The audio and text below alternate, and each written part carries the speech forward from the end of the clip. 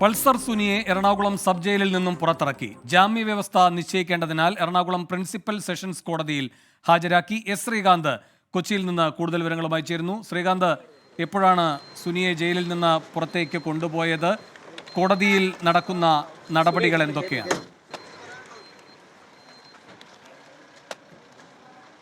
വേണു, അല്പസമയം മുമ്പാണ് പൾസർ സുനിയെ ഈ ജയിലിൽ നിന്നും സബ് ജയിലിൽ നിന്നും ഇറക്കി ഈ പ്രിൻസിപ്പൽ സെഷൻസ് കോടതിയിലേക്ക് കൊണ്ടുവന്നത്. ഇന്ന് പ്രധാനമായും ഇയാളുടെ ജാമ്യം, അതിൽ ജാമ്യവ്യവസ്ഥ തീരുമാനിക്കലാണ് ഇവിടെ നടക്കാൻ പോകുന്നത്. ഏറ്റവും പ്രധാനപ്പെട്ട കാര്യം, ഈ സുപ്രീം കോടതി ജാമ്യം കിട്ടിയതിനു ശേഷം, സുപ്രീം കോടതിയിൽ നിന്നും ജാമ്യം കിട്ടിയതിനു ശേഷം പൾസർ സുനി ഇത്രയും ദിവസം സബ് ജയിലിൽ തന്നെ തുടരുകയാണ് ഉണ്ടായത്.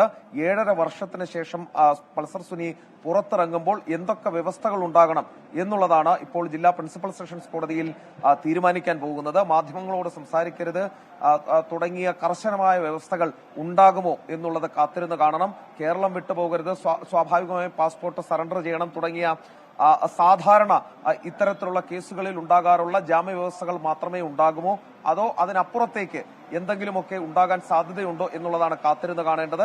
പൾസർ സുനിയെ നേരിട്ട് കോടതിയിൽ ഹാജരാക്കണം എന്ന് കോടതി നിർദ്ദേശിച്ചിരുന്നു. അതിന്റെ അടിസ്ഥാനത്തിലാണ് ഇപ്പോൾ നേരിട്ടെത്തിച്ചിട്ടുള്ളത്. ഇവിടെ നിന്നും ഇന്ന് ജാമ്യവ്യവസ്ഥ തീരുമാനിച്ച് ബെയിൽ കണ്ടീഷനിലെല്ലാം പൂർത്തിയാക്കി ഇയാളെ നേരെ ജയിലിൽ നിന്നും ഇയാൾക്ക് ഇന്ന് തന്നെ പുറത്തിറങ്ങാൻ സാധിക്കും എന്നാണ് കരുതുന്നത്. സുപ്രീം കോടതിയിൽ ഏതാണ്ട് ഒരു 7.5 വർഷത്തോളം ജയിലിൽ കിടന്നതിന് ശേഷം അടുത്തിടെ സുപ്രീം കോടതിയിൽ നിന്നാണ് പൾസർ സുനിക്ക് ജാമ്യം കിട്ടുന്നത്. ശ്രീകാന്ത്, സുപ്രീം കോടതിയിൽ പ്രോസിക്യൂഷൻ സർക്കാർ ഭാഗം പറഞ്ഞിരുന്നു ഇതിൽ കർശനമായ ജാമ്യവ്യവസ്ഥകൾ വേണമെന്ന്. അത് ഈ സെഷൻസ് കോടതിയിൽ പോയി വാദിക്കാനാണ് സുപ്രീം കോടതി നിർദ്ദേശിച്ചതും. ഈ വാദിച്ചാലും ഈ കോടതി കർശന ജാമ്യവ്യവസ്ഥ നൽകുമോ?